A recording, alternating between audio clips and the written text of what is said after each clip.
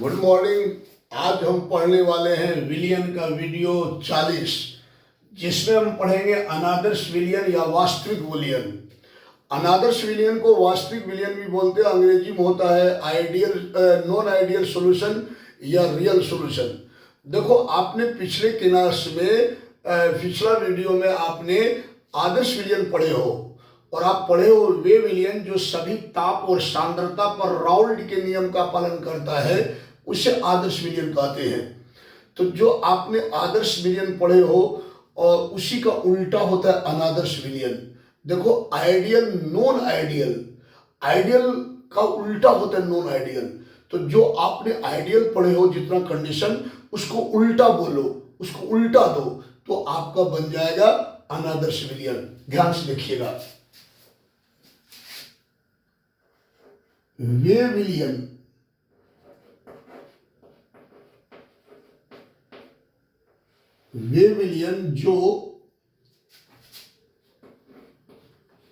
जो सभी ताप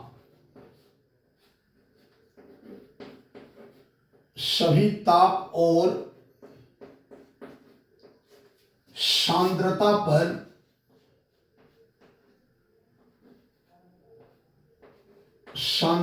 पर राउल्ट के नियम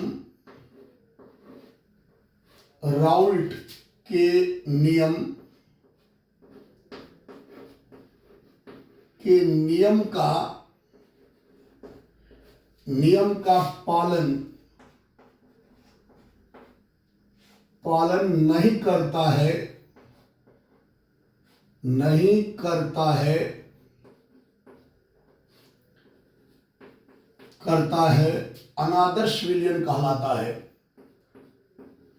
अनादर्श विलियन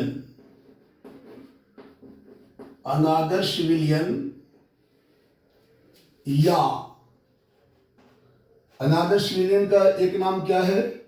वास्तविक विलियन या वास्तविक विलियन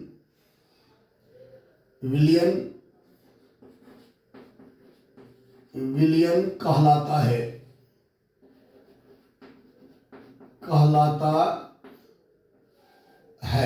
देखो, आदर्श विलियन का जस्ट उल्टा है। देखो, वे विलियन जो सभी ताप और सांद्रता पर राउल्ट के नियम का पालन नहीं करता है, अनादर्श विलियन या वास्तविक विलियन कहलाता है।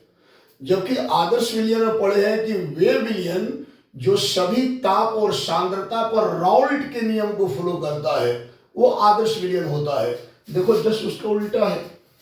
अब हम बात करेंगे अनादर्श विलियन होने का शर्त। अनादर्श विलियन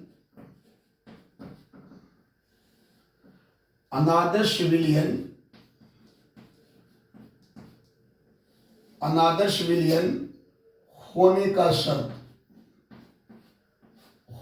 का शर्त मतलब कंडीशन। अनादर्श विलियन होने का शर्त, ठीक है, ध्यान से समझोगे। यदि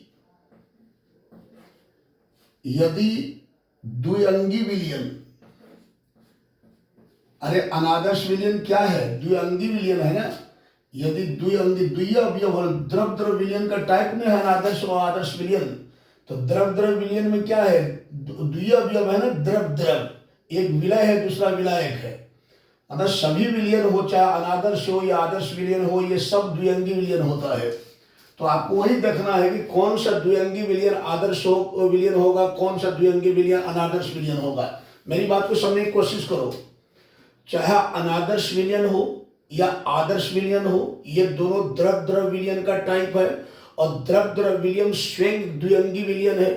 कोई भी विलियन हो, चाहे आदर्श विलियन हो या अनादर्श विलियन हो, द्विअंगी विलियन ही होता है। ये देखना पड़ता है कि कौन सा द्विअंगी विलियन राउल्ट के नियम को फॉलो करता है। जो फॉलो करेगा वो आदर्श विलियन होगा, जो फॉलो नहीं करेगा अनादर्श विलियन होगा। यदि द्विअंगी विलियन में दो अवयव अवयव ए व बी हो तो, मैंने यहां द्विअंगी विलयन में अवयव ए व बी माने हैं, आपको मन हो तो 1 2 मान सकते हो। दो अवयव ए व बी हो तो यह विलयन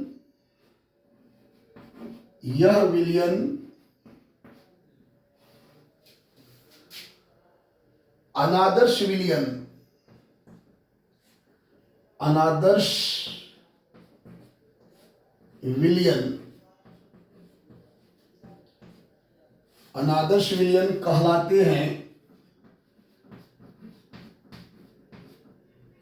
कहलाते हैं यदि यह निम्नलिखित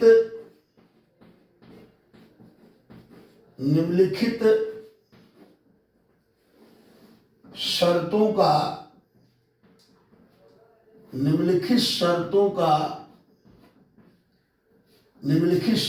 का पालन करता हो।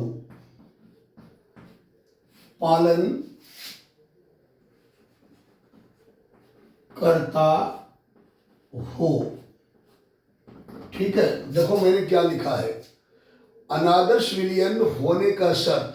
ठीक है, मैंने क्या लिखा यहां, अनादर्श विलयन होने का शर्त। तो मैंने यहां लिखा है कि यदि द्विअंगी विलयन में दो अवयव ए व बी हो तो यह विलयन अनादर्श विलयन कहलाते हैं यदि यह निम्नलिखित शर्तों का पालन करता हो। अरे इस सेंटेंस को समझने की कोशिश करो। मैंने कहा कि चाहे आदर्श विलयन हो या अनादर्श विलयन हो, ये द्रव द्रव विलयन का टाइप है, और द्रव द्रव विलयन जो है ये द्विअंगी विलयन है। ठीक है, तो इसका मतलब आदर्श विलयन और अनादर्श विलयन दोनों द्विअंगी विलयन है। लेकिन देखना यह है कि कौन सा द्विअंगी विलयन आदर्श विलयन होंगे, कौन सा द्विअंगी विलयन अनादर्श विलयन होंगे। तो भैया जो वही द्विअंगी विलयन आदर्श विलयन होंगे जो सभी ताप और सांद्रता पर राउल्ट के नियम को फॉलो करता हो, और वह द्विअंगी विलयन जो सभी ताप और सांद्रता पर राउल्ट के नियम को फॉलो नहीं करता हो, वो अनादर्श विलयन होंगे। तो मैंने यहाँ लिखा है कि यदि द्विअंगी विलयन में दो अवयव ए व बी हो तो यह विलयन अनादर्श विलयन कहलाते हैं यदि यह निम्नलिखित शर्तों का पालन करता हो। जैसे पहला शर्त है नंबर 1, विलयन को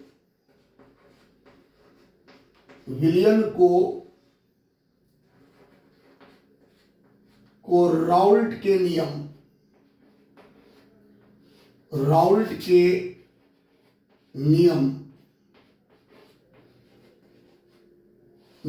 का पालन नहीं करना चाहिए।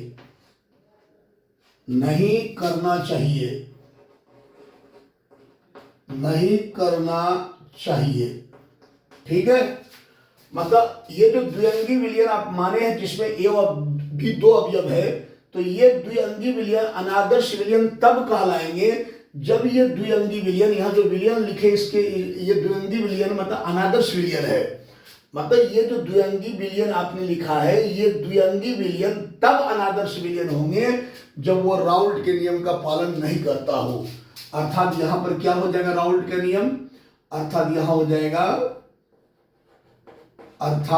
जाएगा अवयव ए के लिए राउल्ट के नियम बताओ, तो ये हो जाएगा पी ए बराबर P A is not equal to P A naught X A. अवयव बी के लिए यहां क्या हो जाएगा, P B is not equal to P B naught X B. और विलयन का कुल आंशिक दाब क्या हो जाएगा, पी कुल is not equal to P A plus P B. देखो क्या ये राउल्ट के नियम को फ्लो कर रहा है, नहीं कर रहा है। तो विलयन को राउल्ट के नियम का पालन नहीं करना चाहिए। किसको, ये द्विअंगी विलयन को। अगर द्विअंगी विलयन राउल्ट के नियम का पालन नहीं कर रहा है तो समझो वह द्विअंगी विलयन जो है वो अनादर्श विलयन है। दूसरा शर्त क्या है? दूसरा शर्त जानो। दूसरा शर्त है कि अवयव ए व बी, अवयव ए व बी से बने विलयन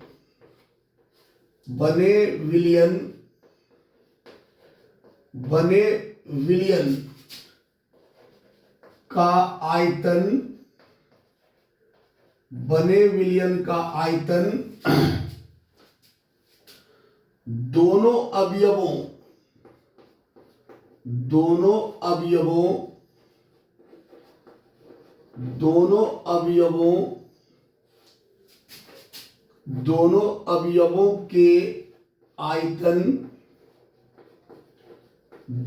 अवयवों के आयतन के योग के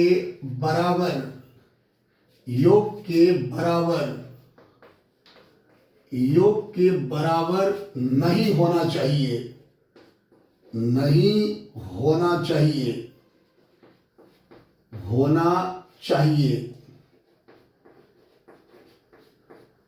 अर्थात आयतन परिवर्तन किसका? विलयन का। अर्थात आयतन परिवर्तन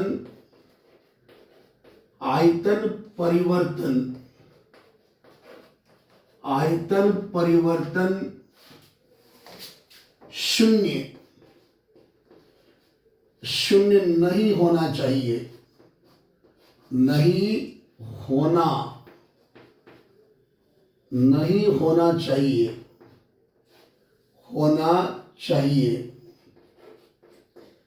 आयतन परिवर्तन शून्य नहीं होना चाहिए। इसको मैथमेटिकल कैसे लिखोगे? मैथमेटिकल तो आप लिखोगे अर्थात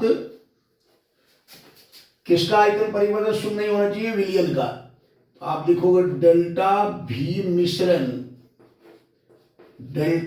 मिश्रण इज नॉट इक्वल टू 0। ये अनादर्श विलयन का दूसरा शर्त है। देखो, अवयव ए व बी से बने विलयन का आयतन, अवयव ए व बी से बने विलयन का आयतन दोनों अवयवों के आयतन के योग के बराबर नहीं होना चाहिए। जबकि आदर्श विलयन में क्या पढ़े हैं? आदर्श विलयन पढ़े हैं कि अवयव ए व बी से बने विलयन का आयतन दोनों अवयवों के आयतन के योग के बराबर होना चाहिए। मतलब आदर्श विलयन के लिए विलयन से पहले जितना आयतन है अवयव का, विलयन बनने के बाद भी उतना ही आयतन होना चाहिए। मतलब आयतन चेंज नहीं होना चाहिए आदर्श विलयन के लिए। लेकिन अनादर्श विलयन में क्या होता है कि अवयव ए व बी से बने विलयन का जो आयतन है दोनों अवयवों के आयतन के योग के बराबर नहीं होता है। मतलब विलयन बनने से पहले टोटल जितना आयतन होगा, विलयन बनने के बाद उतना आयतन नहीं रहता है। इसका मतलब अनादर्श विलयन में आयतन चेंज हो जाता, आयतन परिवर्तन हो जाता है। तो दूसरा शर्त ये है। तीसरा शर्त क्या है? तीसरा शर्त इसको हम मिटा देते हैं। मतलब आदर्श विलयन का जस्ट उल्टा है अनादर्श विलयन। आदर्श समझ गए तो अनादर्श में कुछ नहीं है। तीसरा शर्त क्या है? तीसरा शर्त है, वहां क्या पढ़े थे? तीसरा शर्त आदर्श विलयन में कि अवयव ए व बी से बने विलयन का एंथैल्पी परिवर्तन नहीं होना चाहिए। मतलब एंथैल्पी परिवर्तन 0 होना चाहिए। ठीक है। इसमें क्या होगा कि अवयव मतलब अनादर्श विलयन में कि अवयव ए व बी से बने विलयन का एंथैल्पी परिवर्तन, ध्यान से सुनिएगा, उसमें आप पढ़े थे आदर्श विलयन में कि अवयव ए व बी से बने विलयन का एंथैल्पी परिवर्तन 0 होना चाहिए। मतलब एंथैल्पी परिवर्तन नहीं होना चाहिए, ऊर्जा परिवर्तन नहीं होना चाहिए। एंथैल्पी परिवर्तन मतलब ऊर्जा परिवर्तन, ये आदर्श विलयन के लिए कंडीशन था। अतः डेल्टा एच मिश्रण इक्वल टू 0। और अनादर्श विलयन के लिए क्या हो जाएगा, अवयव ए व बी से बने विलयन का एंथैल्पी परिवर्तन,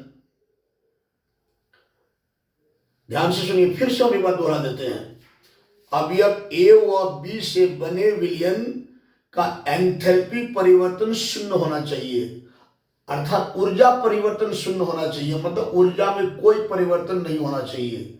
तो इसका उल्टा हो जाएगा अनादर्श विलयन में, अर्थात ए व बी से बने विलयन का एंथैल्पी परिवर्तन होना चाहिए। क्या होना चाहिए, एंथैल्पी परिवर्तन होना चाहिए, मतलब एंथैल्पी परिवर्तन शून्य नहीं होना चाहिए। देखिए फिर से एक बार दोहराते हैं, आदर्श विलयन के लिए होता है कि अवयव ए व बी से बने विलयन का एंथैल्पी परिवर्तन 0 होना चाहिए। अगर एंथैल्पी परिवर्तन 0 है, इसका मतलब ऊर्जा में कोई परिवर्तन नहीं हो रहा है आदर्श विलयन के लिए। और अनादर्श विलयन के लिए क्या होना चाहिए कि अवयव ए व बी से बने विलयन का एंथैल्पी परिवर्तन शून्य नहीं होना चाहिए, इसका मतलब एंथैल्पी परिवर्तन होना चाहिए। तो यहां लिखेंगे अवयव ए व बी,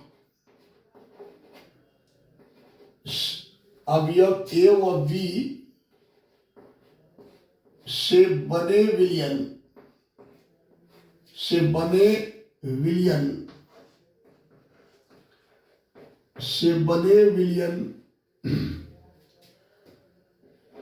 का एंथैल्पी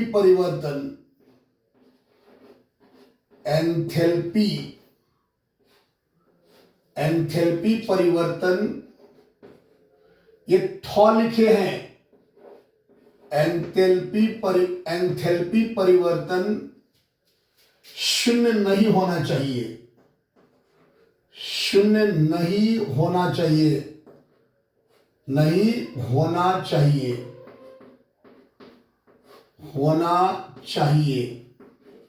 बेटा ये है अनादर्श विलयन होने का तीसरा शर्त।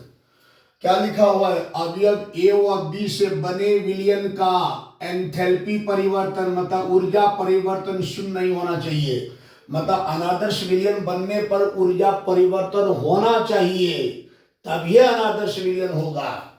अर्थात इसको आप कैसे लिखोगे, अर्थात डेल्टा एच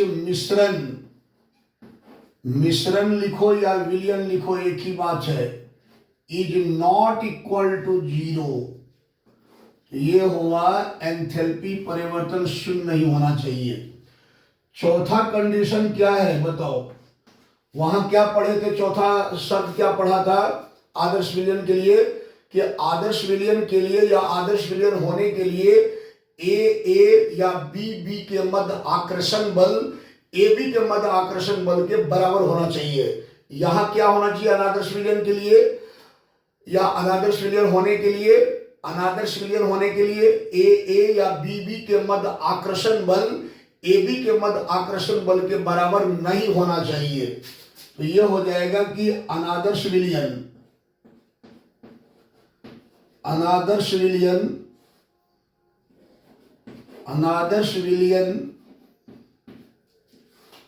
के लिए,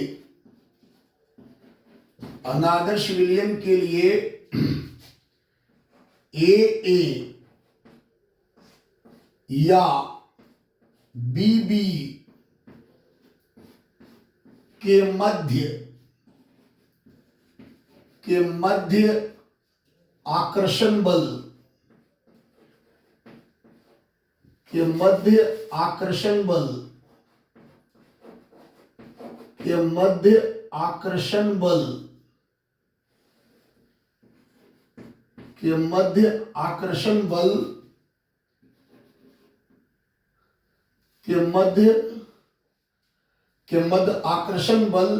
ए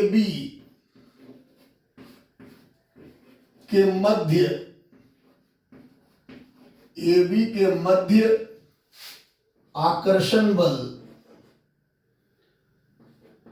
आकर्षण बल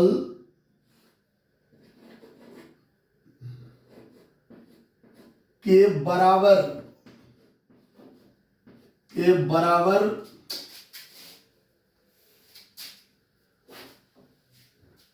के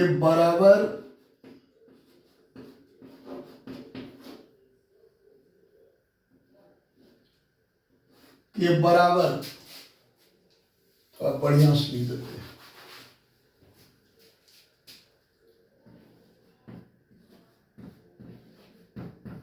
के बराबर नहीं होना चाहिए, नहीं होना चाहिए। बेटा ये है अनादर्श विलयन होने का ऑल कंडीशन। ठीक है, एक कंडीशन और होता है अनादर्श के लिए और आदर्श के लिए। आप आदर्श में लिख सकते हैं कि अवयव का पार्टिकल और विलयन का पार्टिकल इक्वल होना चाहिए, मतलब बराबर साइज का होना चाहिए। और अनादर्श में लिख सकते हैं कि अवयव का पार्टिकल विलयन के पार्टिकल का इक्वल का आकार इक्वल नहीं होना चाहिए। ठीक है, इतना शब्द काफी है, इतना शब्द याद रखेंगे, काफी इंपॉर्टेंट है। आदर्श और अनादर्श विलयन अनेक बार इंटर में आ चुका है। अब हम अनादर्श विलयन का कुछ एग्जाम्पल लिखेंगे। तो मैंने यहाँ चौथा क्या लिखा कि अनादर्श विलयन के लिए ए या बी के मध्य आकर्षण बल ए बी के मध्य आकर्षण बल के बराबर नहीं होना चाहिए। अगर आप मैथमेटिकल लिखना चाहेंगे तो आप यहाँ लिख सकते हैं ए या बी के मध्य आकर्षण बल is not equal to A B के मध्य आकर्षण बल। मतलब अगर आप इसको मैथमेटिकल लिखना चाहें तो आप लिख सकते हैं अर्थात ए या बी के मध्य आकर्षण बल is not equal to A B के मध्य आकर्षण बल। आप मैथमेटिकल ऐसे लिख सकते हैं, ए या बी के मध्य आकर्षण बल is not equal to A B के मध्य आकर्षण बल। जबकि आदर्श विलयन के लिए यहाँ इज नॉट इक्वल टू नहीं लगेगा, बल्कि आदर्श विलयन के लिए यहाँ इक्वल लगेगा।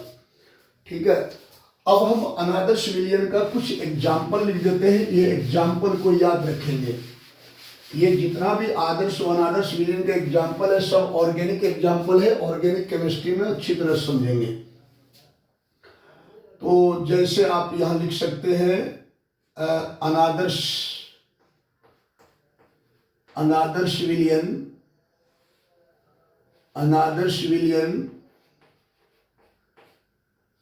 का उदाहरण।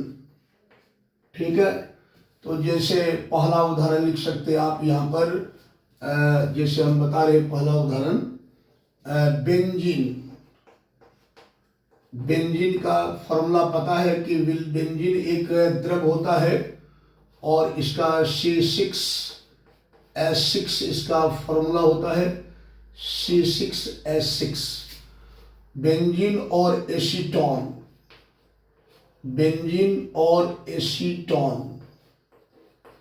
एसीटोन का भी फॉर्मूला आपको पता है, क्या होता है, CH3COCH3।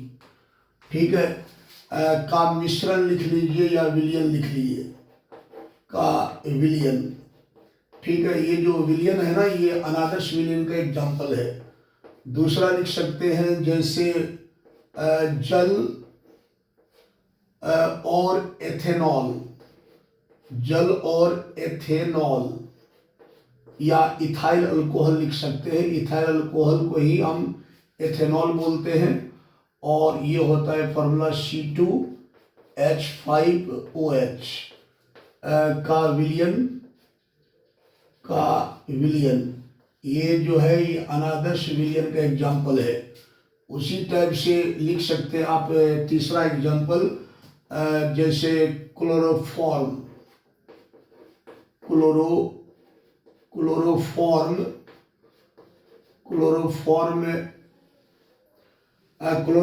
का फॉर्मूला क्या होता है? CHCl3, ठीक है। और क्लोरोफॉर्म, और आप यहां लिख सकते हैं क्लोरोफॉर्म और एसीटोन, क्लोरोफॉर्म और एसीटोन का फॉर्मूला क्या होता है? CH3COCH3 का विलियन। और कुछ एग्जाम्पल और लिख सकते हैं, जैसे आप लिख सकते हैं कार्बन टेट्राक्लोराइड, कार्बन टेट्राक्लोराइड, ठीक है। कार्बन टेट्राक्लोराइड का फॉर्मूला क्या होता है? CCl4 और बेंजीन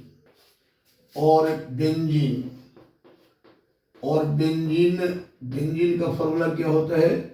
C6H6 का जो विलियन होता है ये जो विलियन है, और ये विलियन जो है अनादर्श विलियन है। उसी टाइम से कुछ और लिख सकते हैं, जैसे जल और रहने दीजिए, इतना तो कम से कम याद रखिए। ये सब अनादर्श विलियन का एग्जाम्पल है। अब अगले क्लास में हम पढ़ने वाले हैं अनादर्श विलियन का प्रकार।